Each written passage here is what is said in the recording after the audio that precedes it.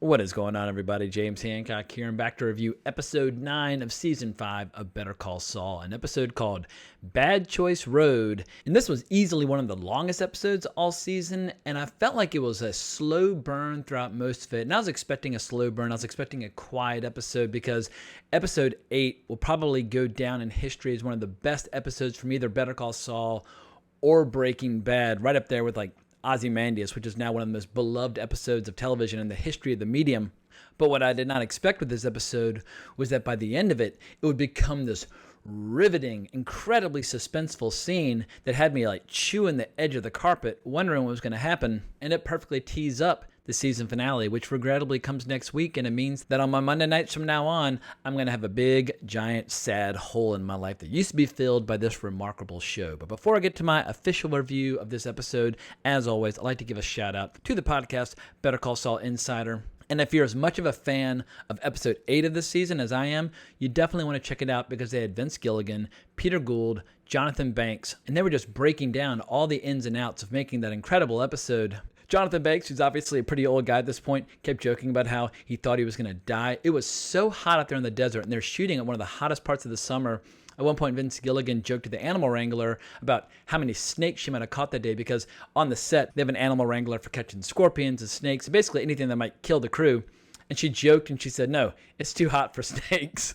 But it was just an absolutely fascinating conversation. They talked about how it was an homage to the movie Midnight Run, the great Martin Brest movie from the 1980s, probably the best movie that Martin Brest ever made.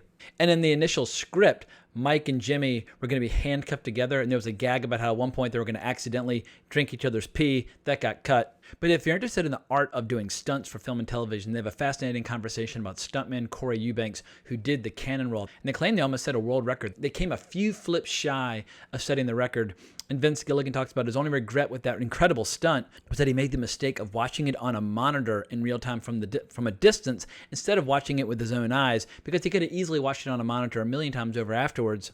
But the last little bit that I'll mention from the podcast actually applies to this episode as well. Those giant bags of cash, if you actually did have $7 million in cash and $100 bills, both bags would have weighed 75 pounds. So they cheated, and they made both bags only weigh 50 pounds because Bob Odenkirk, he's not exactly a bodybuilder, but he'll still a pain in the ass dragging those big-ass bags around. But let's dive into this episode, which is all about Jimmy basically dealing with post-traumatic stress from this horrific experience that he had out in the desert. As much as he might try to put a brave face on the situation, as much as he might try to get back to work, he's clearly deeply messed up and traumatized from the experience. Apart from the dehydration and the injuries and the horrible sunburn and just all the physical problems, he's got the shakes now. He's reacting in hard to things like oranges being ground up by a juicer. And he's really having to come to terms with the fact that he's made a lot of choices that have set him on this road. And obviously the name of this episode comes from his conversation with Mike, where he's basically asking, like, how long is this going to last? Like, when can I start to feel better? And Mike says, look, it's different for everybody, but one day you'll find yourself having your breakfast, you'll brush your teeth, and you just won't be thinking about it. But for both of them at this point, there's no turning back. They've made a series of decisions over the course of their lives, and now they are on this path, whether they like it or not. But I don't want to get ahead of myself in terms of the plot breakdown, so let's start with the incredible opening scene where we get this great split screen. I think Brian De Palma is probably the best director in history when it comes to doing split screen on film. If you don't believe me, watch something like Carrie.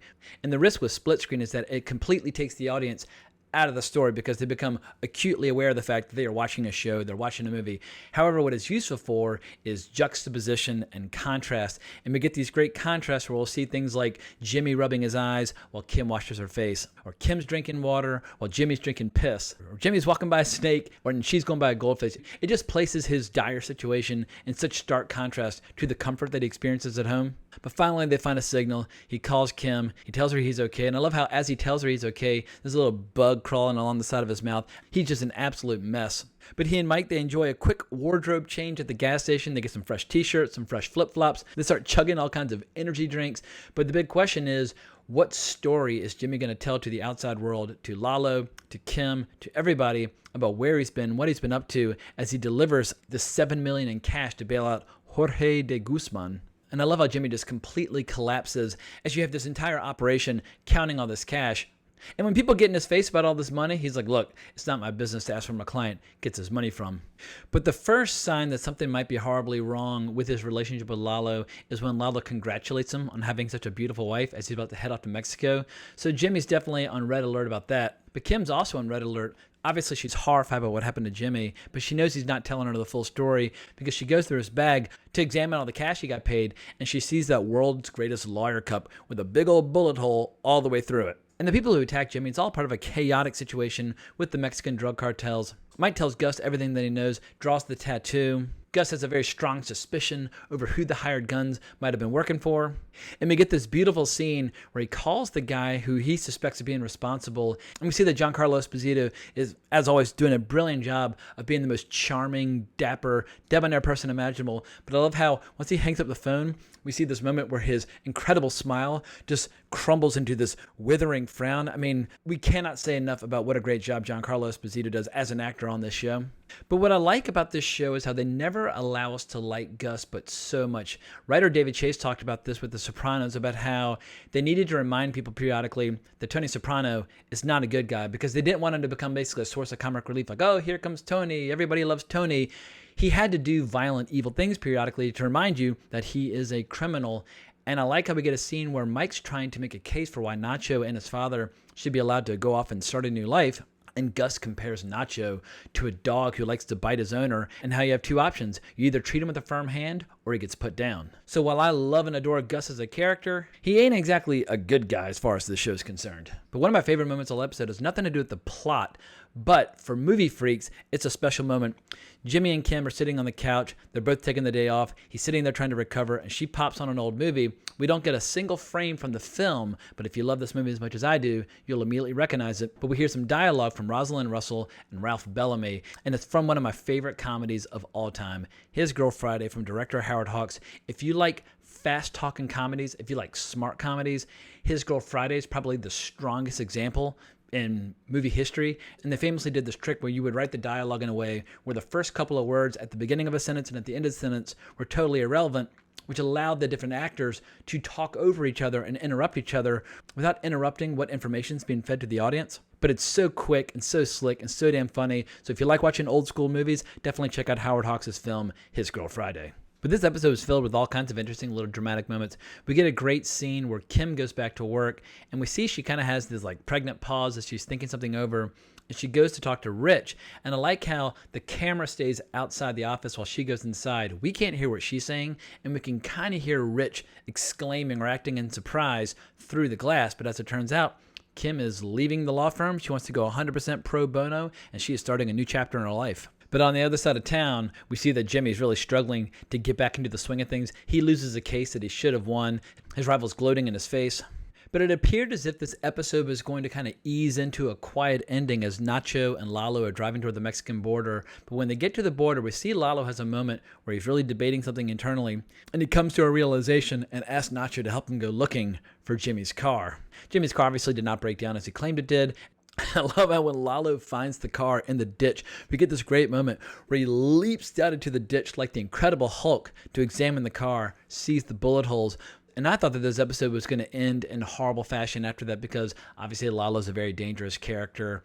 And we know something's going to happen to Kim between now and the end of next season, whether she leaves or gets killed. And I thought, oh my God, like maybe this is the moment where Kim's fate is sealed. Personally, I hope she sticks around throughout the entirety of season 6. But that's always my fear, is that Jimmy's choices putting him on this road are going to negatively impact Kim. And he obviously feels the exact same way when Lalo shows up at their home. And the only warning that he gets of Lalo's imminent arrival is when Mike calls him and tells him to leave the phone on and hide it in a place where it can't be seen. But in a weird way, Lalo's arrival came just in time because Jimmy and Kim were just getting into it. Jimmy is not a fan of the decision she made, but she counters very wisely that she didn't really give him any pushback when he decided to create this identity of Saul Goodman. And she gives him a straight up reality check and tells him that it's none of his business. But we get this marvelous piece of acting from Ray Seahorn when she goes to the door and we see this expression of real concern on her face. And this is when this show just becomes a masterclass in suspense because Lalo, he's saying nothing, he's doing nothing. He just wants to hear Jimmy tell the story again and again and again. And what helps give the scene such an incredible sense of suspense is that Mike is across the way on another roof, looking through the scope of his rifle, watching everything as it goes down. And while he does have a nice clean shot at Lalo, it gets interrupted when Kim finally gets fed up, steps up, gets into the line of fire, but she just absolutely lets Lalo have it. And while Lalo's questions confirm all of Kim's worst suspicions as well, I love how she goes into pure lawyer mode defending Jimmy, saying that the car could have been pushed into a ditch by anybody, that it could have been shot by anybody, that you can't leave a can out in New Mexico without somebody taking a shot at it. And whether or not Lalo is satisfied, he doesn't say anything, he walks out, and Mike follows him with his rifle as he leaves. He takes off a nacho, tells him that there's a change of plans, that they have a long way to go, that they are going back to Mexico. So I think that this episode managed to do the impossible by giving us a very satisfying follow-up to episode 8. I mean, anytime a show has just a breakout classic episode, whatever comes next is going to feel like a little bit of a letdown, but I like how they didn't try to top the previous episode, and they went for a completely different approach. It wasn't the Wild Wild West, it wasn't shootouts, it wasn't pure survival mode, it wasn't stunt work. This was full-blown suspense and drama and emotion, and I think it perfectly tees up the season finale next week.